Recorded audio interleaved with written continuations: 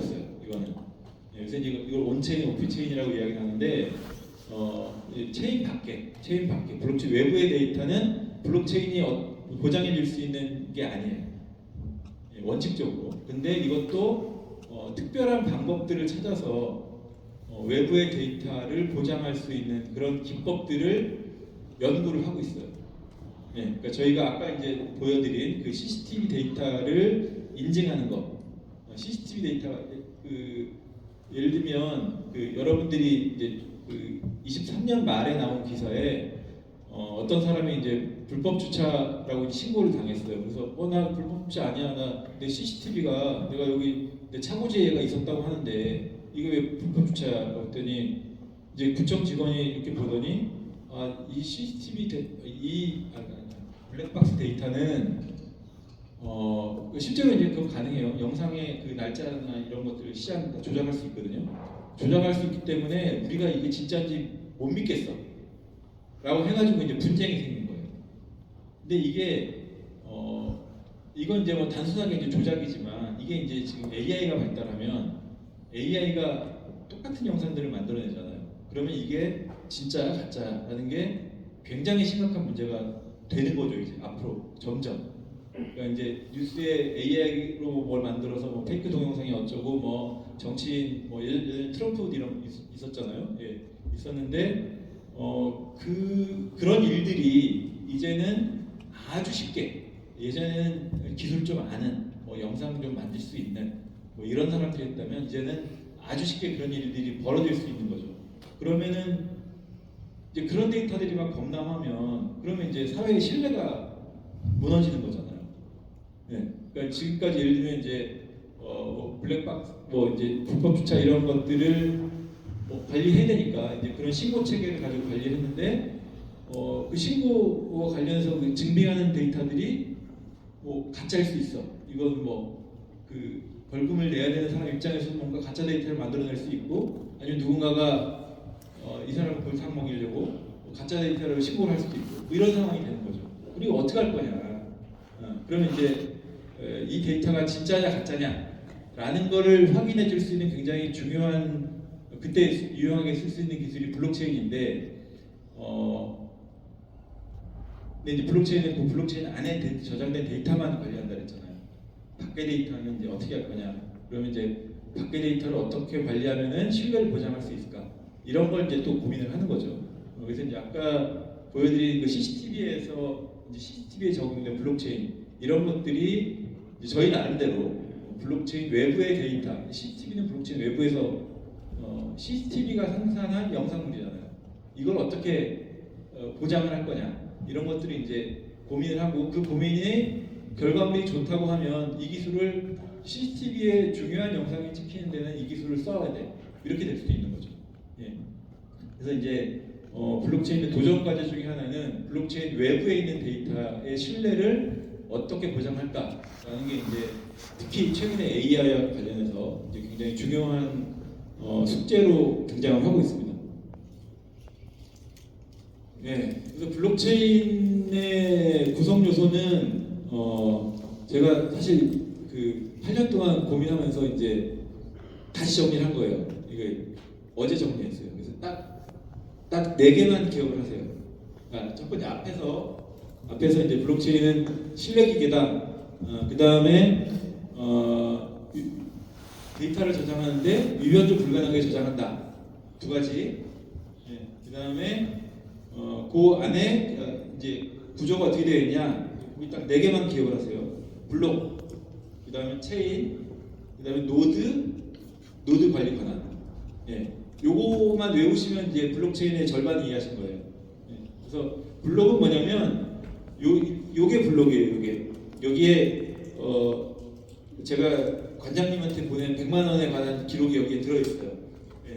근데 이건 이제 암호학을 써서 요 데이터는 이제 요게 들어있고 요 블록 이게 이제 제가 관장님한테 보낸 데이터예요. 물론 여기는 이제 이 데이터만이 아니라 저기 그 사서분이 저한테 보낸 돈 또 여기 들어있어. 뭐 데이터가 100개일 수도 있고 1000개일 수도 있어요. 이렇게 하나를 이제 블록으로 묶어요. 그래서 이제 데이터 묶음이라서 이제 블록이라고 명명한 것 같아요. 예, 블록이 있고 그 다음에 이제 이렇게 블록을 하나 만들고 나면은 이제 요건 이제 한번 이제 저장이 됐어요. 예, 그 다음에 이제 다음 블록을 만들어요. 이번에 이제 관장님이 저한테 돈을 갚았어요. 이자까지 해서 101만 원을 갚았어요. 101만 원에 대한 데이터가 여기 들어와 있어요. 예. 근데 얘를 이제 요 블록을 만들 때 예를 들면 이제 사실 이제 암호학 이제 난수들이 들어가기 때문에 이제 이렇게 표현하면 안 되는데 얘가 1번 블록이에요. 예. 여기는 여기 블록을 만들 때 여기다가 1번 블록하고 여기다가 집어넣어서 블록을 만들어요. 예. 그럼 얘는 얘가 2번 블록이잖아요. 여기 앞에 블록 1번 블록이 있다는 걸 얘가 정보를 가지고 있잖아요. 예. 그 다음에 세 번째 만들 때는 여기 2번 블록하고 세 번째 블록을 만들어요. 이렇게 해서 계속 연결이 돼요. 여기 블록 비트코인은 10분에 하나씩 이렇게 블록을 만들어요. 네, 그러면은 이 블록에 여기 들어있는 요 숫자들 사실 숫자가 아니에요. 문자인데 요거만 찾아가면은 이전 블록이 뭔지 알 수 있는 거죠. 쭉쭉쭉 알 수 있는 거죠. 데이터가 흩어져 있더라도 그렇게 알 수가 있는 거죠. 그렇게 해서 블록들이 이제 그 체인이 이제 일종의 끈이잖아요. 연결하는 끈이잖아요. 이제 여기는 뭐 그렇게 물리적으로 이제 끈이 연결되어 있는 건 아니지만 얘 넘버를 얘 넘버는 아니에요. 넘버는 아닌데 어쨌든 얘 블록 1이라는 정보를 여기다 담고 있기 때문에 이게 마치 체인처럼 연결돼 있다라고 해서 체인이라고 부르는 거예요. 그래서 이런 블록들이 체인으로 연결되어 있어라고 해서 블록체인이에요. 예. 근데 이제 이거는 예를 들면 적절한 비유는 아니지만 제가 이제 여기서 제가 관장님한테 받았다는 걸 지우고 싶어, 없애고 싶어 데이터를. 그래서 얘를 조작을 해. 예. 뭐 얘를 이제 아니면 뭐 얘를 삭제해요. 그러면은 얘랑 얘 사이에 뭐가 없잖아. 비어 있잖아. 그러니까 뭔가 비어 있다는 걸 알 수 있는 거죠. 예. 이런 방식으로 데이터가 존재했다는 거, 예. 그리고 이제 2번 블록이 있어라는 거를 알 수 있어요. 그래서 계속 추적해 들어가면은 결국에 얘는 이제 얘가 1번부터 100번이라 그러면 100번부터 데이터를 쭉 다시 역산을 해보면은 1번까지를 추적할 수가 있어요. 요 1번부터 100번까지가 문제가 없네라고 하면은 이 전체 기록은 문제 없는 데이터인 거예요. 예, 이런 구조로 작동을 해요. 근데 요 블록들을 노드라는 그러니까 이제 컴퓨터라고 생각하시면 돼요. 컴퓨터에 저장을 해요. 그러니까 1번 블록부터 차곡차곡 쭉 저장을 하죠. 그래서 이제 지금은 뭐 비트코인 데이터가 이제 테라바이트까지 지금 정확하게 모르지만 엄청나게 쌓여 있는데 블록들이 그렇게 계속 쌓여 있어요. 쌓여 있고 그걸 이제 저장하는 그 장치를 노드라고 해요. 노드라고 부르고 그 이제 여기는 소프트웨어죠. 예, 블록과 체인 요걸 이제 작동시키는 요건 이제 소프트웨어고 요 소프트웨어가 요 하드웨어에서 작동을 해요. 노드에서 작동을 하는 거고 그런데 이 노드가 하나가 아니에요. 이런 데이터를 가지고 있는 게 비트코인은 2만 개 정도의 컴퓨터가 동일한 데이터를 가지고 있어요. 그래서 어떤 컴퓨터 하나를 얘를 완전히 바꿨어. 내가 관장님한테 받은 기록을 지우기 위해서 내가 해킹을 다 했어요. 그렇게 하려면 2만 대의 컴퓨터의 데이터를 한 번에 다 바꿔야 돼요. 근데 뭐 실제로는 이제 51%이기 때문에 2만 대라 그러면 11,000대를 제가 바꿔야 돼요. 근데 불가능하죠. 10,000대를 어떻게 한 번에 해킹을 해요? 불가능하죠. 네. 그래서 블록체인에 이렇게 노드가 여러 개가 들어간 구조가 되면은 해킹하기 어렵다라는 말이 그 얘기예요. 네. 그래서 이 구조를 이렇게 일련번을 다 가지고 이렇게 쌓인 것들을 중간에 바꾸는 것도 되게 어렵지만 그걸 바꿀 수 있다고 하더라도 그리고 그걸 바꾸려면은 뭐 노드가 뭐 작게는 뭐 4대부터 아니면 뭐 많게는 2만 대까지 중에 뭐 51% 아니면은 3분의 2, 67%를 한 번에 바꿔야 돼요. 그래야지 바꿀 수 있어요. 그러니까 해킹하기가 어렵다. 그리고 실질적으로는 거의 불가능하다. 게 블록체인이 가지고 있는 구조예요. 예. 그래서 이제 그 노드가 이제 하드웨어를 일반적인 서버는 이제 보통 한 대에다가 이제 뭐 백업해서 두 대, 뭐 많게는 한 4대 정도까지 백업을 해요. 근데 블록체인은 뭐 4대는 부족하고 한 20대, 뭐 100대, 뭐 1000대 이렇게 동일한 데이터를 가지고 있는 컴퓨터를 그렇게 운영을 하는 거죠. 그러니까 웬만한 해커가 뭐 엄청난 장비를 들이더라도 해킹이 안 되네, 못하네, 뭐 이런 게 되는 겁니다. 그래서 이제 블록체인이 요 구조 자체가 신뢰를 보장한다라고 그렇게 인정을 받는 거죠. 그런데 요 노드들이 이걸 이제 예를 들면 은행에서 이제 그 컴퓨터 1000대를 이제 블록체인으로 엮었어요. 1000대를 운영을 해요. 근데 은행이면 1000대를 자기가 바꿀 수 있잖아요. 그죠? 바꿀 수 있잖아요. 그러니까 그러면 이제 어떻게 해야 돼? 이거를 권한을 다 나눠버려야 되겠네. 못 바꾸게. 그러면은 뭐 1000대라 그러면은 501대를 바꿔야 되는데, 예를 들면 이걸 1000명이 가지고 있으면 501명이 모의를 해야 되잖아요. 데이터 바꾸자라고 모의를 해야 되잖아요. 이건 굉장히 어렵다. 네. 그래서 은행이 1000대를 관리하는 거는 중앙화인 방식인 거고, 이거를 1000명이 각각 노드를 한 대씩 운영한다. 꼭 그렇지는 않아요. 노드를 10대 운영하기도 하고 그런데 어쨌든 간에 이 1000대 노드를 100명이 각각 나눠 가지고 있다라고 하면은 그 중에 일부가 다수가 합의를 해야 되잖아요. 이게 되게 어려운 거죠. 근데 이것도 인터넷에 있으니까 다 이렇게 뭐 공간적으로 분리되어 있단 말이에요. 그리고 이제 개인들도 누군지 모르는 사람들이 참여해 있을 수도 있고, 그러니까 뭐 쉽게 얘기하면 공모가 안 되는 거예요. 공모를 하기 굉장히 어려운 구조예요.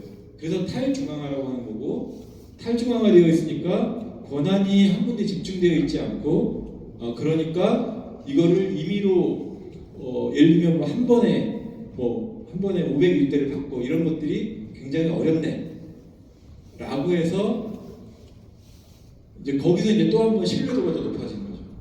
예. 그래서 이제 요거는 이제 소프트웨어, 요거는 하드웨어, 요거 이제 기계적인 이야기라면 요 레벨에서는 이제 결국에는 합의, 의사결정, 거버넌스라고 하는 인문학적 컨셉이 들어옵니다. 여기는 정치학이 경제학이에요. 예, 정치와 경제와 관련된 로직으로 움직여요.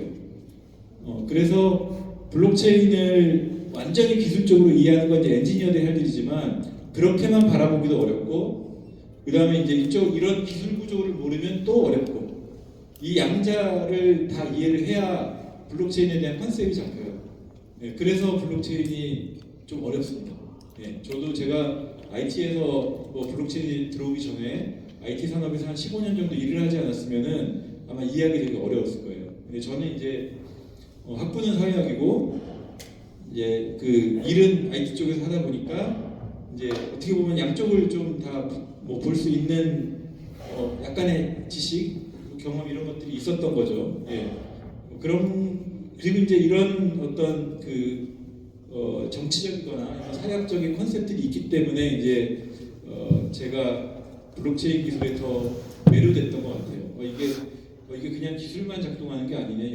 여기는 그러니까 사람들이 개입되어 있고, 사람들이 한 명이 아니라 다수의 사람들이 개입되어 있고, 여기에 이제 경제적인 이용과 어떤 의사결정 메커니즘들이 작동하고 있네라고 해서 이제 제가 블록체인에 관심을 가지게 됐습니다.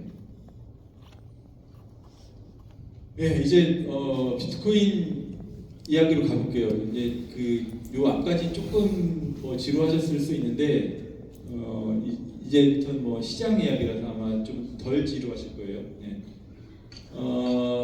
이제 아까 말씀드렸잖아요. 이제 비트코인이 가동이 되고, 그 다음에 이제 블록체인, 이거 뭐야 도대체? 이 구조를 블록체인이라고 부르자. 뭐 이렇게 했다랬잖아요. 그래서 이제 2019년 1월 3월에 비트코인 네트워크가 처음으로 가동을 해요. 네, 그리고 이제 최근 시장 데이터는 이게 이제 어제 캡처한 건데 96.5K, 한국 원화로는 1억 3천에서 1억 4천 정도 되겠죠. 예. 그리고 전체 비트코인의 그러니까 비트코인의 가격을 모두 합한 비트코인 가격 곱하기 현재 유통되고 있는 비트코인 숫자를 하면은 2,496조 2,496조 원이에요. 깜짝 놀랐네. 숫자만 보면 약해져가지고 2,496조 원이요. 2,500조 정도 되는 거죠. 전체 비트코인 자산 총 가치가. 이게 이제 이게 지금 뭐 비트코인 시작부터 이제 어제자까지 여기는 거의 뭐 바닥이죠. 0.05826 한 10원, 1,100원, 10원, 70원 정도부터 데이터를 찍었는데 사실은 이제 처음 거래는 0.0008이었다 그래요. 그러니까 이런 정도 되려나? 아무튼 뭐 이때 이제 시작됐고 그다음에 이제 유명한 비트코인 피자데이. 비트코인으로 나 피자를 내가 비트코인 많은데 내가 비트코인 줄 테니까 누군가 나한테 피자를 좀 보내줘. 그럼 내가 비트코인 보내줄게. 라고 해서 이제 처음 이제 비트코인으로 현물을 산 그게 2010년 5월 22일입니다. 그래서 이제 그 비트코인한테 굉장히 역사적인 날인 거죠. 그동안은 숫자로만 존재하다가 이게 이제 처음으로 실물 가치를 가진 거예요. 교환 가치가 생기기 시작한 거죠. 그렇게 해서 이제 지금은 이렇고 이제 트럼프가 지금 이제 비트코인 전도사가 되는 그런 현상까지 왔습니다. 요게 작년 12월 9일까지 이제 1년 좀 넘었는데 그때 이제 제가 강연했던 자료에서 이제 하나 가져왔어요. 요게 이제 비트코인이 2만 달러 정도 찍었을 때고 한국에서 2,800만 원 정도까지 갔었고요. 요게 한 6, 7천 정도 됐던 때고 그리고 이제 지금 요게 이제 상승 곡선을 타서 지금 아까 이렇게 지금 온 거죠. 1년 사이에 한 2배 정도 지금 올라갔습니다. 그래서 이 흐름은 아마 계속 이렇게 갈 거예요. 물론 이제 이거 잘 보셔야 되는데 이게 이제 이렇게 갔다가 여기가 한 70만 원 정도였어요. 그러다가 2,800만 원이 갔죠. 그 다음에 이제 여기가 한 300만 원대였어요. 여기가 이제 7천만 원 정도 갔죠. 그 다음에 지금 이제 지금 여기가 어디까지 갈 줄 알면 제가 사겠죠. 그건 아무도 모르죠. 이게 여기서 이렇게 될지 이렇게 갈지는 진짜 모릅니다. 저도 몰라요. 그리고 사실은 여기서 곡선이 거기가 이제 요쯤인데 여기서 이렇게 갈 줄은 저도 몰랐어요. 이 정도 이렇게 갈 거라고는 생각을 하지만 비트코인이 가지고 있는 어떤 내재적인 메커니즘들이 있거든요. 그 설명하기 복잡한데 어쨌든 이렇게 했는데 갑자기 이렇게 갈 거라고 사실 상상을 못했어요. 근데 어쨌든 이게 이렇게 가든 이렇게 가든 이렇게 가든 어쨌든 이 곡선은 아마 계속 이렇게 갈 거다라고 저는 예상해요. 그러니까 혹시 어떤 분이 비트코인을 언제 사야 되라고 하면 그냥 지금 사세요. 지금 사셔도 괜찮습니다. 물론 이런 분도 있죠. 이런 분도 있는데 그거를 인생에서 그런 기회가 쉽게 오지 않으니까 어쨌든 그렇고 근데 이제 조금 더 이제 깊게 좀 봐야 될 부분이 있어요. 그러니까 이제 사토시 나카모토가 비트코인을 처음 이제 그걸 제너시스 블록이라고 해요. 요거 첫 블록에다가 텍스트를 집어넣어놨어요. 그게 이거예요. 2019년 1월 3일에 비트코인 네트워크를 가동했는데 거기에 메시지를 집어넣어놨어요. 얘는 비트코인 네트워크가 죽지 않는 한은 영원히 남아있는 메시지인 거죠. 그러니까 그 당일 아침에 신문 기사 중에 자기가 그냥 인상적이었다고 하는 문구를 넣어놓은 거예요.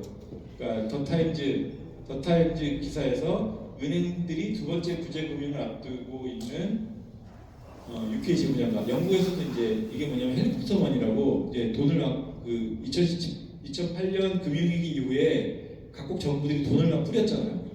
예, 그러니까 돈을 막 뿌린다는 거는 현금이 많아진다는 거고 그러니까 뭐 원하는 원화 가치가 이제 떨어지는 거죠. 예, 그건 물가 상승인 거고. 근데 이제 그때는 금융위기를 어떤 방식으로든 극복하기 위해서 그럴 수밖에 없었어요. 그럴 수밖에 없었는데 개인의 입장에서 보면 예를 들면 나는 뭐 근면성실하게 살았고 뭐 은행에 뭐 대출금도 꼬박꼬박 갚았는데 내가 왜 이걸 감당해야 돼? 라는 억울함이 당연히 있겠죠. 그런 개인들의 입장에서는 이걸 좀 더 나아가면은 도대체 국가가 왜 니네 마음대로 내 자산의 가치를 니네가 돈을 막 만들어 찍어가지고 내 자산 가치를 떨어뜨려? 라는 불만을 가진 사람들이 당연히 있겠죠. 그러니까 한국은 이제 좀 그 전체 사회가 그러니까 이제 저희가 한반도에서 굉장히 오래 살아서 그런지 동질감도 굉장히 강하고 이제 서로의 그 뭐라고 그럴까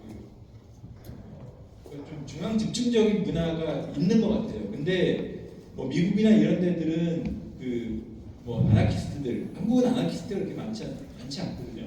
예, 근데 미국이나 이런 유럽이나 이런 데는 아나키스트들이 제법 된단 말이에요. 그 중에 개인의 자유를 굉장히 중요시하고 뭐 이런 이제 일련의 그룹들이 있어요. 예전부터 이제 그런 6.8 혁명의 어떤 그런 그 문화적인 그 마인드 이런 것들을 이제 쭉 가지고 있는 그룹들이 있는데 여기는 이제 개인의 자유를 굉장히 중요시하고 국가가 나의 자산이든 뭐 어떤 거에 간섭하는 거 굉장히 싫어하고 뭐 이런 그리고 이제 특히나 국가가 내 사생활이나 나의 비밀을 캐는 거에 대해서 굉장히 싫어하고 거기서 이제 암호화기 발전한 이유 중에 하나가 그거예요. 그런 걸 싫어하는 천재적인 소프트웨어 엔지니어들이 그 국가가 내 나를 들여다보는 것을 막기 위해서 암호화학을 발전시키는 측면이 굉장히 커요. 그게 이제 사이버 펑크의 흐름이고 비트코인이 그 흐름에서 만들어진 거예요. 그런 문화적인 배경에서. 예. 그러니까 아까 말씀드린 여기에 그 탈중앙화라는 컨셉이 사실은 일반적인 컴퓨터 구조에서는 그러니까 이런 걸 생각하기 어려워요. 왜냐면 비용이 많이 들거든요. 이거 컴퓨터 서버에 보통 이제 뭐 나중에 IT 서비스를 하시거나 이런 분들 나중에 가서 보면 알겠지만 보통 이제 데이터베이스 하나 해놓고 그다음에 백업 데이터베이스 하나 정도 해놓고 좀 더 하면은 이제 뭐 두 번째 백업, 세 번째 백업 정도 해놓지 얘를 동일한 데이터를 뭐 10대, 20대, 뭐 1000대 이거는 완전 낭비잖아요. 일반적인 개념에서 완전 낭비거든요. 근데 잘 생각 안 한다고 그렇게 할 생각을 안 해요. 왜냐면 워낙 비용이 많이 들기 때문에. 근데 프라이버시가 굉장히 중요해. 나는 이걸 어떤 식으로든 막고 싶어. 그리고 정부가 간섭하지 않는 금융 시스템을 만들고 싶어. 라고 하는 사람들 입장에서는 그 비용보다 독립적인, 독자적인 어떤 금융 시스템을 만드는 게 더 중요한 거예요. 그러니까 이런 발상을 하는 거죠. 네, 그런 발상에서 나온 게 비트코인이라는 새로운 아키텍처인 거고, 예, 거기에 이제 그 직접적이지 않지만 그 헬리콥터 머니를 뿌리는 정부가 장악한 어떤 금융 시스템의 문제를 여기다 박아놓은 거죠. 오늘 이런 일이 있었어. 얘네들 또 돈 뿌리네.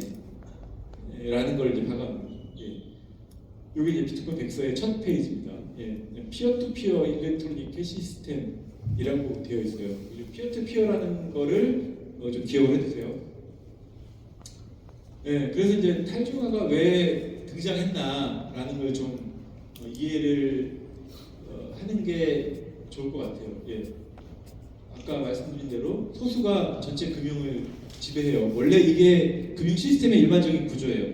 예, 국가와 금융 거대 자본들과 이게 이제 전체 금융을 좌지우지하죠. 예, 그리고 이제 뭐 한국 같은 나라들은 이제 그런 이제 펀드들이 와서 한번 공격하면 이제 국가가 이제 뭐 IMF 같은 걸 막기도 하고 뭐 이렇게 되죠. 예, 이게 오라? 우리는 이게 꼭 이 방식만 있는 건 아닌 것 같아. 소수가 왜 금융을 지배해? 내 금융은 내가 관리할 거야. 비트코인 지갑에서 빼고 지갑에 가지고 계신 분들은 자기 자산을 자기가 들고 있는 거잖아요. 네, 그리고 이제 그 키를 잃어버리면은 자산도 날아가는 거고, 근데 은행에 있으면은 은행이 일반적으로 잘 내 거를 관리해 주죠. 네, 그러니까 나는 이제 그 리스크를 내가 잃어버릴 리스크를 감수하고 이제 내가 관리할 거라는 게 이제 이쪽의 컨셉이에요. 네, 그러니까 왜냐하면 소수한테 내 금융을 안 맡기려고, 내 자산 안 맡기려고 내가 관리할 거야. 이런 컨셉이에요. 예. 그래서 이제 이렇게 하다 보니까 소수가 금융을 지배하다 보니까 글로벌 금융위기가 왔네. 자산도 날아가고 뭐 이런 일들이 발생을 했어요. 이건 뭐 어마어마한 사건이었죠. 예. 그러니까 헬리콥터 머니를 뿌리고, 개인의 자유나 자산 침해당하고, 그래서 이제 탈중앙화에 대한 구조를 채택을 해요. 그러니까 이제 이게 약간 역사적 우연이기도 해요. 왜냐하면 이제 비트코인 만들려고 그 전부터 몇 년 전부터 고민했을 거 아니에요. 근데 하필 그게 비트코인이 가동하는 시점이 금융위기가 한창 진행 중인, 헬리콥터 머니를 각국 정부들이 문제를 수습하기 위해서 돈을 찍어서 헬리콥터 머니를 막 뿌리던 그 시점에 블록체인이 가동을 시작한 거죠. 예. 그래서 이제 이게 아닌 방식을 할 거야, 개인의 자유 뭐 침해하고 싶지 않아 라고 해서 비트코인이 탄생을 하게 됩니다. 거기에 이제 피어 이게 이제 노드들이에요. 이 노드들이 이제 여러 개, 그리고 이 노드들이 그러니까 피어라는 거는 이제 이게 한국어로 사실 번역이 어려운데 동일한 권리를 가진 비슷한 개체 뭐 이런 뜻이에요. 그러니까 각각의 독립된 컴퓨터 성능을 가진 컴퓨터들이 여러 개가 네트워크로 연결돼서 작동하는 어떤 시스템, 여기 하나로 작동하는 시스템, 이게 이제 P2P 네트워크이고, P2P 네트워크의 가장 그 원형은 그죠 파이브 시스템, 토렌토 뭐 이런 그쪽에서 토렌토에서 발전한 구조가 이제 비트코인으로 온 거고, 그 컨셉이 그게 이제 이더리움에서 더 이제 어떤 확장성을 가지면서 지금의 웹3 생태계를 만든 거죠. 그리고 이제 아까 말씀드린 대로 저 다시 찾아보니까 21,140대 노드가 현재 작동하고 있어요. 예, 2017년, 18년에 그때 제가 들은 게 비트코인이 원전1기를 쓰고 있다. 비트코인이 사용하는 전력량이. 그러니까 지금 이제 뭐 도시 하나가 쓰는 웬만한 국가는 이미 넘었어요. 인구 작은 국가들은 이미 넘었고 전력 쓰는 게 웬만한 도시가 쓰는 전력을 쓰고 있다고 해요. 어떻게 보면 굉장한 낭비죠. 굉장한 낭비인데 이렇게 해서 신뢰가 보장이 돼라는 측면에서 보면은 이거를 그냥 낭비라고만 치부할 수 있을까? 라는 거죠. 이렇게 해서 2,400, 2,500조의 자산이 관리가 돼. 그리고 심지어 이게 나중에 2억 5천 조가 되더라도 얘는 안전해 라고 하면 그 정도 비용을 들일 수 있는 거죠. 사실 그렇고 그 다음에 이제 비트코인, 그래서 이 비트코인이 가진 비트코인이 가진 이제 등장의 의미는 굉장히 여러 가지가 있어요. 그래서 첫 번째는 블록체인 아키텍처가 처음으로 이제 구현이 되고 그리고 실제로 작동했다. 어떻게 보면은 비트코인은 일종의 프로토타입이에요. 근데 이런 프로토타입이 실제로 작동해서 성공하는 케이스가 가끔 나와요, 역사적으로. 근데 그 중에 한 케이스예요. 왜냐면 비트코인이 사실은 여기 보시면 알겠지만 여기 피어-투-피어 일렉트로닉 캐시 시스템. 그러니까 캐시 현금처럼 주고받을 수 있는, 그러면 여기 현금처럼 주고받으려면 거래량이 어마어마할 거 아니에요. 그걸 목표로 했어요, 애초에. 근데 실제 처리할 수 있는 데이터는 초당 7건밖에 안 돼요. 그러니까 많은 양의 거래를 취급할 수가 없는 거죠. 근데 그래서 이제 얘는 애초에 목적은 사실 달성을 못했어요. 캐시 시스템이 아니에요. 지금은 이제 디지털 골드예요. 그냥 금 가지고 있는 저장하는 그냥 금이에요. 애초에 목적은 달성을 못했어요. 왜냐 이거는 프로토타입이거든. 애초에 나온 게 프로토타입이고 지금도 그 프로토타입에서 못 바꿨어요. 이미 바꾸기 너무 어려워 지금. 이미 너무 많은 자산이 들어있고 뭐 그래요. 근데 어쨌든 성공을 했어. 시장에 자리 잡았어. 그냥 좀 가는 거예요. 근데 왜 프로토타입이라고 이야기를 하냐면 애초에 목적은 사실 캐시 시스템에 쓰일 정도로 그 정도의 데이터를 처리하고 싶었을 거예요. 근데 거기까지 못 간 거지.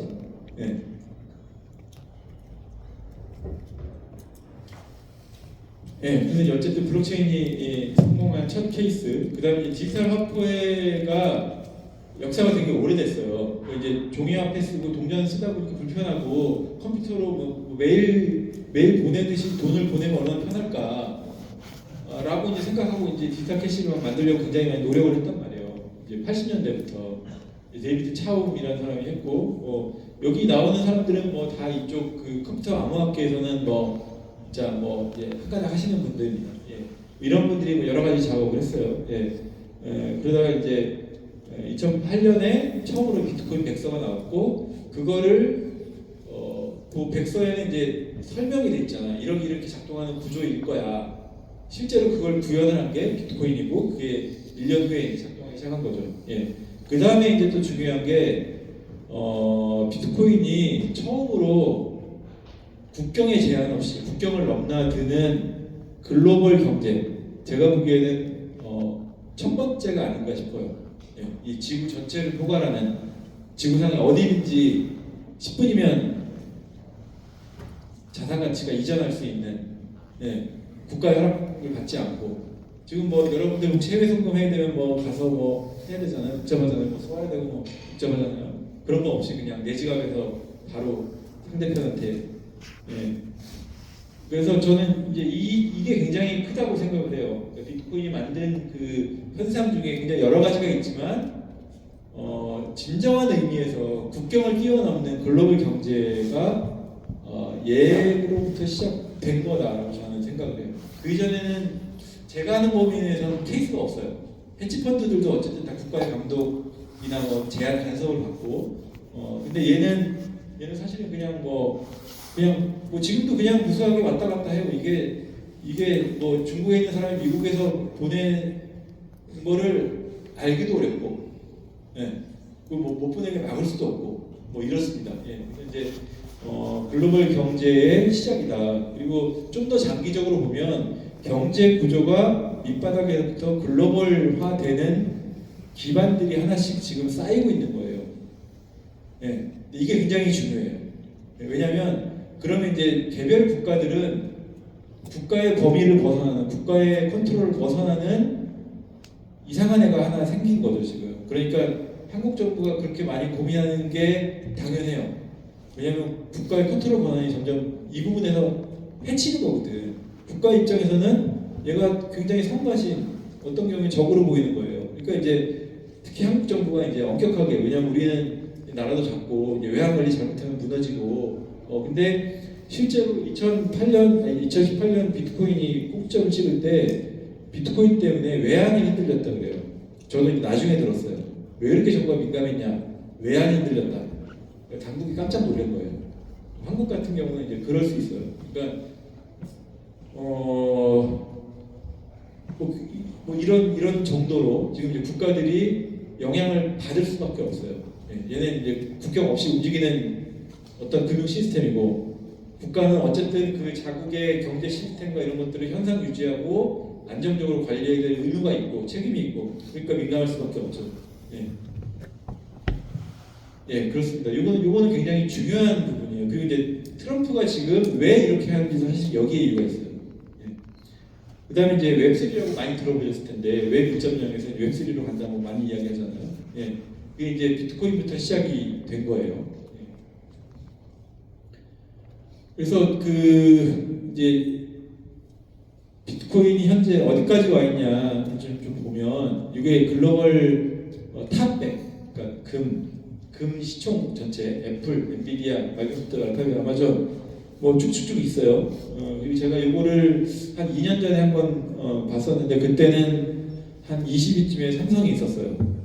예. 근데 지금 삼성이 지금 예, 한참 떨어졌죠. 예.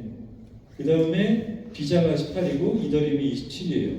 글로벌 자산 총량의 이 수준으로 보면 비트코인 지금 7이에요.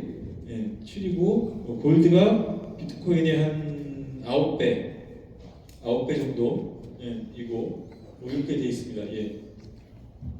그러니까 이거는 이제 전체 자산 순위로 보면 비트코인은 이제 글로벌 전체 금까지 포괄한 전체 시장에서 무시할 수 없는 정도로 성장을 했다.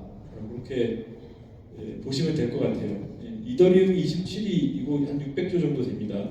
뭐 어마어마한 거죠. 삼성보다 훨씬 높아요. 네. 그래서 이제 그 비트코인이 원래 1시간 정도를 하기로 했는데 조금 더 할게요. 예, 빨리 하겠습니다. 예. 비트코인이 이제 이런 시장을 처음 만들어내니까 이 구조였잖아요. 이게 작동을 하네. 뭐 신기한데? 그러면 이걸 좀 더 활용을 해볼까?라고 이제 여기다 막 사람들이 테스트를 하기 시작한 거예요. 비트코인에다가 원래 이제 저기 이제 뭐 일반적으로는 비트코인 거래 기록만 이제 왔다 갔다 하는데 이 거래 기록 대신에 이제 자기 결혼 기념일 이런 걸 이제 넣어본 거예요. 데이터가 들어가요. 저장이 돼요. 그 사람 결혼 기록은 이제 연구 버전이에요. 네. 그럼 막 테스트를 해보니까 이제 비탈릭 부테리라는 사람이 아니 이런 게 가능하면 얘를 범용적으로 쓸 수 있게 만들어 보면 어떨까 하는 상상을 한 거예요. 그게 이더리움이에요. 그래서 아주 기본적인 기능이 거래 기록, 100만 원 줬어, 100만 원 받았어. 내가 이 기록을 저장하는 것에서 다른 데이터도 한번 저장을 해보자. 그래서 이제 그 이미지의 지문, 해치라고 그래요. 이제 디지털 지문이라고 그냥 이해하시면 됩니다. 이미지 파일 같은 걸 하나 이제 암호기로 돌리면은 한 48자 뭐 이런 문자열로 나와요. 이 값은 거의 유일해요. 예, 거의 유일한 값이라 이 값과 이 이미지가 거의 같은 거라고 보시면 돼요.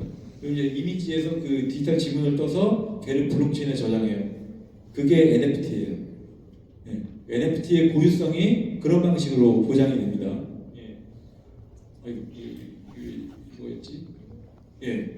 그래서 이제 이더리움은 블록체인의 기능을 그럼 여러 가지 데이터를 여기다 한번 담아보자. 그리고 이걸 가지고 뭔가 서비스를 만들 수 있게 해보자라고 하는 게 이제 그 중에 가장 대중적으로 알려진 게 NFT라는 거고 그 외에도 여러 가지 용도들로 쓸 수가 있습니다. 예. 그래서 이제 그런 여러 가지 용도들로 블록체인을 활용하는 그 생태계를 웹3라고 해요. 예, 거기 뭐 여러 가지 종류가 있어요. 개인의 아이덴티티 정보를 블록체인으로 만들어 볼 거야. 예를 들면 이제 그 프로젝트 중에 하나는 그 유럽에 이민자들이 많이 오니까 근데 이민자들이 유럽 한국가로 들어가서는 그 다음에 이제 유럽 각국으로 막 이동을 해요. 추적이 안 돼요. 근데 이제 이민자 입장에서는 내가 독일에서 한번 신원인증을 받았어요. 그래서 이제 뭐 독일에서 너는 이 증 가지고 돌아다녀라고 했는데 이 사람이 프랑스로 가요. 프랑스로 가면 또 받아야 돼요 그거를. 그러니까 이제 그러지 말고 그럼 이민이 들어오면 블록체인에 얘 아이디를 저장하고 이걸 이제 독일이든 프랑스든 가서 쓰면 되는 거 아니냐. 뭐 이런 이제 발상들을 한 거죠. 뭐 이렇게 이제 확장이 되기 시작해요. 예, 그래서 이제 뭐 여러 가지 뭐 게임에도 활용을 하고 뭐 이러면서 이제 막 이제 확장이 돼서 그 시장이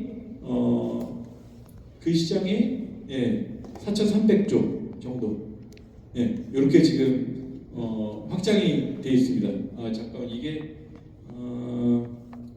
여기 이제 비트코인까지 포함해서 비트코인까지 포함해서 비트코인 2,500조니까 한 1,800조 정도가 요 웹3 시장의 사이즈예요. 예. 그러면은 요걸 다시 이제 다시 비교를 해보면 아까는 비트코인은 7위였잖아요. 2,500조 정도의 7위였는데 아니죠. 예, 2,500주 정도 7이었죠. 근데 지금은 이 전체 비트코인 이더리움부터 거기서 파생된 서비스들, 거의 뭐 D앱이라고 부르기도 하고 웹3 서비스라고 부르기도 하는 그 전체를 다 합치면은 이게 이제 그 3조 달러이고 우리나라로는 4,300조 정도가 됩니다. 요 기준으로 보면은 글로벌 자산 순위로 3위예요. 예. 웹3라고 하는 블록체인 기반의 아니면 블록체인 연동된 어떤 산업의 전체 크기가 지금 글로벌로 보면은 세 번째에 와 있다라고 보시면 돼요. 어마어마하게 큰 거죠. 예. 거기에 이제 여러분들이 암호화폐 거래소에서 사는 어떤 토큰일 수도 있어요. 그게. 예. 근데 그게 이제 만드는 전체 시장 규모가 이 정도다라고 보시면 됩니다. 예.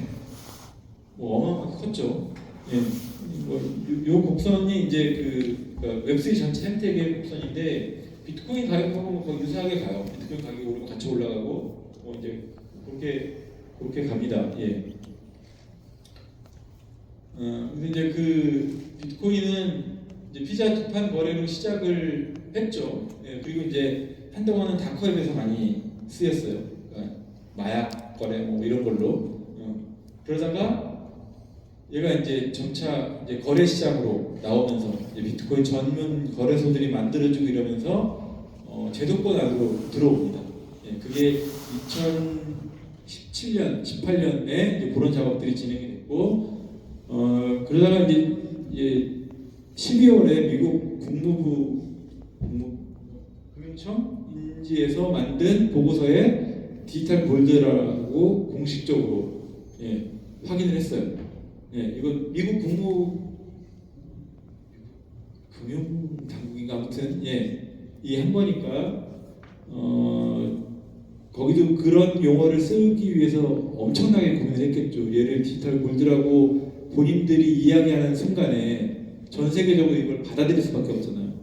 예, 아직도 비트코인에서 굉장히 반감이 많은 사람들이 있을 텐데, 그걸 이렇게 명기한다는 거는 뭐 간단한 결정이 아니거든요. 이미 이제 그걸 한번 찍은 거예요. 아니 그냥 얘는 디지털 골드야, 비트코인은 라고 이미 이제 그냥 그렇게 명시한 거죠. 예. 그래서 비트코인이 자산 가치가 있냐 없냐 이거는 물론 이제 학문적으로 뭐 이렇게 따져 들어가는 건 의미가 있어요. 근데 그냥 일반적인 의미에서 얘 자산 가치가 뭐야, 도대체 뭐야 이런 건 이제 묻지 마세요. 예, 그거는 얘를 좀 더 학문적으로 연구하기 위해서 뭔가 좀 더 이제 더 많이 이해하기 위해서는 필요하죠. 그런 질문들이. 근데 일반적인 수준에서는 그건 이제 의미 없는 질문이에요. 이미 그냥 다 그렇게 보기로 합의했기 때문에 합의를 한 거예요. 물론 미국이 혼자 합의했지만 그 합의를 만드는데 일조한 굉장히 많은 국가들이 있어요. 그래서 이제 그거는 그냥 그렇다라고 보시면 됩니다. 피자데이는 뭐 굉장히 중요한 날이라서 제가 이제 한번 보여드렸고, 그래서 이제 전체적으로 국가가 이제 어떻게 비트코인을 받냐라는 걸 좀 한번 정리하는 게 좋을 것 같아서 이해도 많아요, 되게 많은데 좀 이제 상징적인 것들만. 캐나다에서 최초로 비트코인 ATM이 설치가 됐어요. 그리고 이제 이렇게 하면서 비트코인을 캐나다 정부에서 상품으로 분류를 했어요. 상품으로 분류한다는 거는 얘를 거래할 때 상품 살 때 부가세 정도만 내지 여기에 뭐 이 상품을 사서 네가 금융소득 얻었으니까 금융소득세를 국가에서 받을 거야 이런 거 없잖아요. 상품은 그런 게 아니거든요. 금융이 아니거든요. 그냥 물건을 주고 받은 거예요. 그래서 금융하고 상품은 이제 세금 구조가 달라요. 그래서 이제 상품으로 인정됐다는 거는 얘한테 중과세를 안 할 거야라는 의미예요.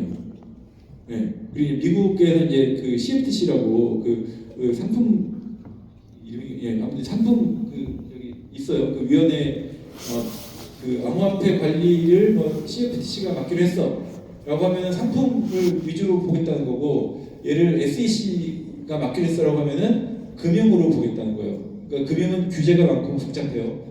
세금도 굉장히 세요.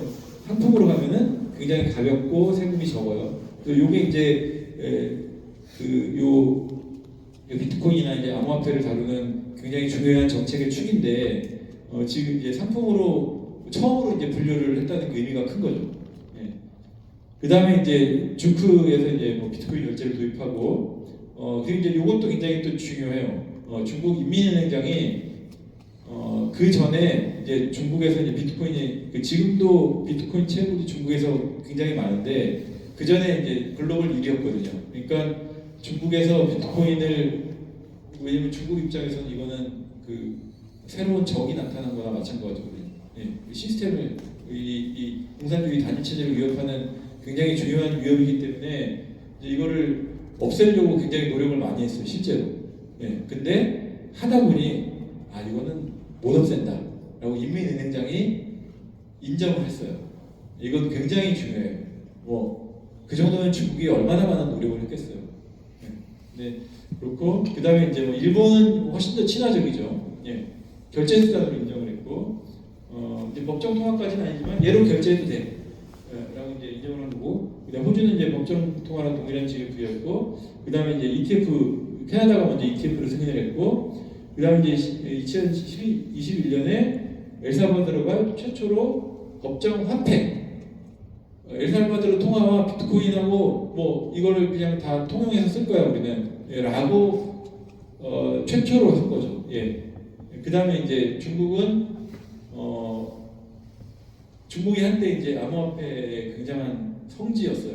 예, 한국과 더불어. 그러다가 이제 위안화 보호 뭐 이러면서 이제 암호화폐 거래 중지 뭐 이러면서 지금 이제 중국으로부터 비트코인이 굉장히 많이 빠져나갔고 이게 이제 지금 미국과 중국 간 역학관계에서 굉장히 중요한 변화예요. 중국이 만약에 이렇게 안 하고 암호화폐 수용적인 정책을 했으면은 트럼프가 지금 이 행보를 못해요. 근데 제가 보기에 중국이 굉장히 멍청한 짓을 한 거예요. 뭐 여기는 제가 뭐 어쩔 수 없어요. 거기 이제 뭐 그 공산주의 체제를 유지하려면 이걸 흔드는 것들은 어쨌든 뭐 방어를 해야 되기 때문에 중국 체제에서는 어쩔 수 없는 측면이 있는데 어쨌든 글로벌 경제에서 중국이 미국이나 아니면 뭐 패권 경쟁을 한다 그러면 굉장히 큰 실책을 한 거예요. 예. 그 다음에 이제 중앙아프리카 공화국이 있었고, 그 다음에 이제 뭐 러시아는 무역 제재를 회피하는 수단으로 이제 비트코인을 또 적극적으로 채용하고 있어요. 그 다음에 이제 최근에 이제 뉴스가 나온 트럼프 행정부가 등장을 했고, 예. 그 다음에 이제 그 뭐 비트코인을 그 채굴하는 국가들도 되게 많아요. 전략적으로. 예. 그래서 뭐 엘살바도르, 부탄, 이란, 베네수엘라, 뭐 러시아, 카자흐스탄 뭐 이런 데들이 뭐 채굴을 국가가 나서서 직접 하든 아니면 국가 그 산하기관을 통하든 아니면 뭐 지원을 하든 뭐 이런 식으로 하는 국가들이 한 뭐 10개, 20개 정도 있습니다. 예. 그래서 이제 어떻게 미국이 왜 이거를 국가 전략 자산으로 채택을 했을까? 저는 트럼프에 대해서 여러 가지 평가가 있지만 저는 개인적으로 트럼프가 굉장히 똑똑하다. 그리고 뭐 여러 가지 뭐 말들이 많지만 애국자는 아무도 없다라는 생각을 해요. 미국 입장에서는. 예. 일단 이제 탈중앙화예요. 아까 중국이 이제 고백을 했어요. 이거 못 막아. 그러니까 그냥 기술적으로 막는 게 아니라 금지 뭐 이런 걸로 이제 대응을 한 거죠. 예. 그리고 이제 뭐 비트코인이 막 가격이 상승을 해요. 이거 이제 현상적으로 이런 일들이 실제로 벌어졌어요. 이미 이제 벌어진 거죠. 예. 어떤 이유든. 예. 그래서 현재 데이터를 보면 전체 암호화폐 보유자 수가 5억 6천인데 요건 아마 좀 한 6억 명 정도 됐을 거예요 아마 지금. 예. 그다음에 이제 비트코인 보유자 수 3억 명, BNB라는 뭐 아실 텐데 바이낸스 체인이라고 한 뭐 4억 5천만, 폴리곤이 4억 3천만, 이더리움이 약 1억 2천만, 뭐 이렇게 지금 한 6억 명 정도의 인구, 그러니까 전체 지구상의 인구가 몇 명인지 모르겠는데 아무튼 60% 정도 되는 인구가 암호화폐를 보유하고 있습니다. 예. 그러면은 그리고 이 경제 사이즈가 아까 보신 대로 이거죠. 예, 지금 애플 다음 경제 사이즈를 지금 가지고 있는 거예요. 그리고 좀 있으면 애플을 넘을 거예요. 이건 그냥 필연적인 과정이에요. 예, 필연적인 과정이에요. 예. 그러면 이거를 이제는 무시할 수가 없잖아요. 무시하면 안 되죠. 예. 이거를 트럼프가 알아본 것 같아요. 이런 메커니즘을. 예. 그래서 이제 또 하나 굉장히 중요한 게 아까 보셨죠? 비트코인 보유국들이 등장을 하잖아요. 이걸 미국이 막을 수가 없어요. 예. 이미 자산 가치가 1000조 이상으로 형성된 어떤 게 있는데 이걸 뭐 각 국가들이 이거를 막 자기 뭐 자원을 써서 채굴을 해요. 뭐 코인을 보유하겠다고 해요. 근데 이게 뭐 1억이었던 게 5천만 원이 갈 수 있어도 이게 휴지 조각이 될 것 같진 않아요. 뭐 잘하면 이게 한 10억 갈 것 같아요. 이러면은 이거 국가 레벨에서 보유한다 그러면은 어떻게 해야 되겠어요? 차라리 지배하자가 트럼프 전략이에요.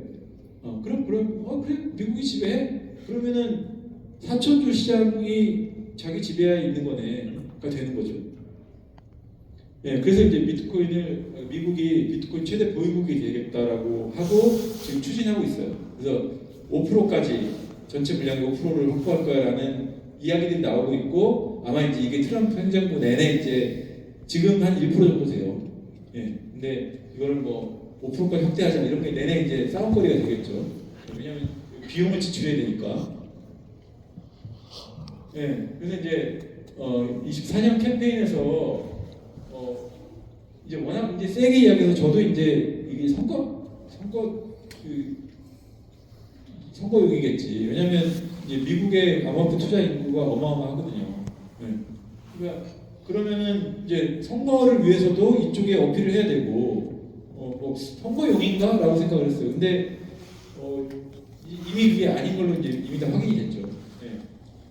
그래서 이제 비트코인을 전략자산화로 해서 미래 디지털 금융의 주도권을 확보하겠다. 그 다음에 스테이블 코인을 활용해서 디지털 달러의 패권을 강화하겠다. 이거는 지금도 아마 이 중에도 어떤 분들은 그런 경험이 있을지 모르겠는데 해외랑 거래를 할 때 달러로 전송 안 해요. 예, 다 USDC로 보내요. 예, 그렇게 주고받아요. 예, 그러면은 달러가 사용이 안 되잖아요. 근데 재밌는 건 이 USDC가 다 1달러 가치를 가지고 있어요. 그리고 미국은 이걸 어떻게 했냐면 2018년, 19년에 너네 이걸 1달러 가치가 있다고 주장하는데 근거가 뭐야? 최소한 니네가 1억 불을 발행을 했으면 1억 불어치 자산을 가지고 있어 라고 미국 정부가 이야기를 한 거예요. 그랬더니 그 회사들이 1억 불을 맞췄어요. 다 가지고 있어요. 이미 감사로 다 확인했어요. 그래서 1억 불어치 자산을 가지고 그게 금이든 뭐든 뭐 미국 국채든 뭐 가지고 1억 불어치의 달러를 발행을 한 게 지금 유통이 되는 거예요. 이 얘기 뭐예요? 달러 체제가 그대로 유지되는 거잖아요. 근데 더 쉽게 확장이 되잖아요. 예전에 달러를 쓰려고 그러면 달러 시장을 샀어야 되잖아요. 그죠? 근데 뭐 달러가 뭐 흔해요. 흔하지 않거든요. 예. 뭐 저기 아프리카 이런 데 가면 달러를 못 구하죠. 근데 얘는 지갑에서 지갑으로 그냥 가는 거예요. 그러면서 1달러 가치가 계속 글로벌로 떠들고 다니고 있는 거죠. 이건 뭐예요? 달러 지배가 그만큼 확대가 되는 거예요. 그래서 은행들이 너네도 그러면 지불 준비금 그만큼 맞춰가지고 너네도 스테이블코인 발행해. 그러니까 미국 정부의 정책이에요. 미국은 굳이 CBDC를 할 필요가 없어요. 네, 왜냐하면 은행들이 그렇게 사설 네트워크를 통해서 달러가 유통이 되면 그만큼 자기네 이 세력권이 커지는 거니까. 예. 그렇습니다. 예. 그래서 이제 지금 친한 뭐 앨런 머스크를 포함해서 이제 뭐 엄청나게 많이 들어왔죠. 예. 그리고 이제 뭐 규제 완화하고 육성하겠다. 뭐 심지어는 뭐 미국에서 뭐 코인을 발행을 하면은 세금을 안 매길 거야. 뭐 이런 얘기까지 해요. 예. 저희 같은 프로젝트는 혹하죠. 미국으로 가야 되나 이러고. 예. 뭐 이렇습니다. 예. 예. 그래서 이제 지금 1%를 가지고 있고.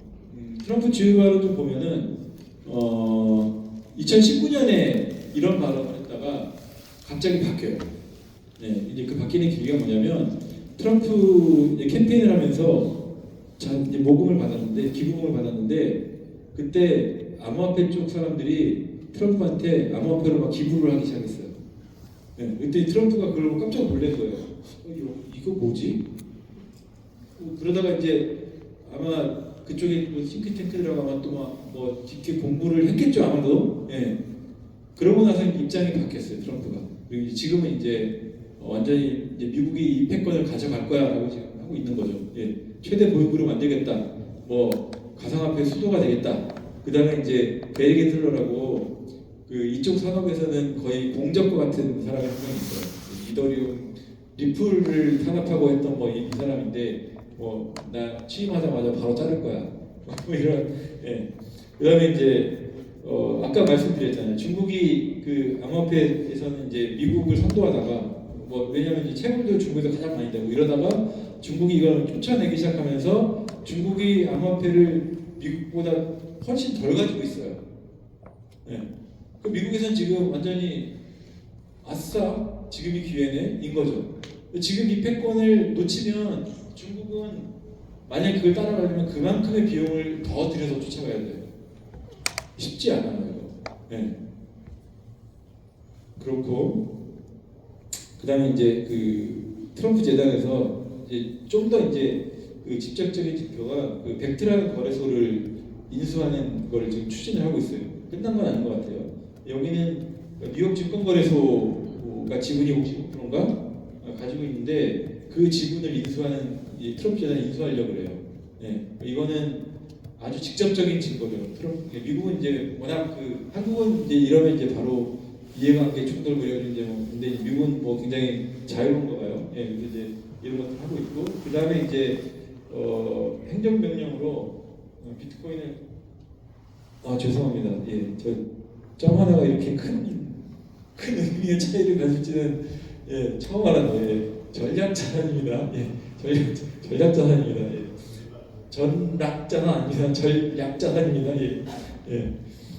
네, 그래서 이제 그 지금 여기 보시면은 18만 3천 개를 보유하고 있어요. 이거는 이제 막 그 범죄 조직 소탕해가지고 이제 막 뭐 뺏고 뭐 이런 것들인데 이제 전체 유통량이 1% 정도 된다고 해요. 이걸 파냐 마냐 같은 미국 정부 굉장히 중요한 이슈 중에 하나였어요. 언제 팔 거냐, 뭐 이런 이제 그 가격 오르는데 팔아야지. 그리고 이거 다크웹에서 뭐 수사해가지고 뺏은 거면은 그때 뭐 3만 원, 4만 원, 뭐 이럴 때니까 지금 뭐 300배, 뭐 400배 이런 거죠. 예. 뭐 당연히 팔아야죠. 근데 팔지 마라라고 한 거예요. 예. 왜냐하면 우리는 이걸 지배할 거니까. 네, 그래서 이제 그 디지털 금의 지위를 획득을 했고요. 미국이 주도할 거고요. 아까 그 웹3라고 했던 글로벌 자산 순위 3위에 있는 거는 트럼프 행정부 시절에 아마 또 굉장히 성장을 하겠죠. 예. 그래서 국경 없는 글로벌 경제가 성장을 한다. 요거는 이미 조건이에요. 이미 이렇게 가고 있어요. 네. 그러니까 지금 이제 국경 없는 아까 그 웹3 그 경제가 국경 없는 경제예요. 네, 이미 글로벌 3위 정도의 어떤 자산 규모를 형성을 하고 있어요. 앞으로 더 커질 거예요. 네. 트럼프는 명확하게 안 거죠. 이거를 지배해야 되겠다라는 걸 안 거고, 그러면 이제 저희는 한국에서 하다 보니까 이제 실제로 알게 모르게 탄압을 많이 받아요. 네, 제가 잘 얘기하지 못하지만 예를 들면 모태펀드 들어가 있는 자금은 뭐 암호화폐 관련된 프로젝트에 투자 못함 이래가지고 저희는 투자를 못 받아요. 뭐 이런 뭐 말도 안 되는 일들이 있어요 지금. 예. 뭐 그런 한국은 이런 상황인데 미국은 이제 이미 지금 이제 완전히 다른 전략으로 우리가 지배할 거라는 전략으로 간 거죠. 한국이 암호화폐 거래량으로 보면 글로벌 2위, 3위예요. 지금도 예, 어마어마한 역량을 가지고 있어요. 예, 근데 이제 한국 정부가 움직이는 모습은 굉장히 답답하죠. 제가 보기에는 한국의 특성이 있어요. 나라가 작고 경제가 잘못하면 이제 경제 전체가 흔들리고 외환이 흔들렸던 것처럼 뭐 이제 그런 영향이 있을 수 있는데 조금 더 똑똑하게 움직일 수는 있다. 그럴 여지는 있다. 그리고 미국이 이렇게 어떤 영역을 확장해 나가는 데 있어서 우리 내부의 거래 볼륨을 여기 엄청나게 많은 암호화폐 투자 전문가들이 있잖아요. 이런 사람들이 있기 때문에 사실은 일정 지분을 획득할 여지가 있거든요. 그래서 글로벌 프로젝트들이 한국에 마케팅하러 계속 와요. 여기 소비자들이 있기 때문에. 예. 그러니까 그런 힘이 있기 때문에 한국이 뭔가 할 수 있는 여지가 분명히 있어요. 근데 저희 같은 경우는 이제 탄압을 받고 있어서 좀 근데 뭐 이제 트럼프가 이렇게 하면 바뀌겠죠. 그래서 아마 그런 질문을 하시는 분이 있을 것 같아요. 그 한국 정부는 어떻게 되냐? 그래서 어떻게 되는가? 그래서 이제 제가 고민하다가 그냥 이렇게 답을 내렸어요. 그냥 트럼프 행정부 딱 반만 가자. 이 정도는 한국이 할 수 있고 이 정도만 가도 한국은 일정 포션은 차지할 수 있다. 그렇게 보고 있습니다. 이상 마치겠습니다. 감사합니다.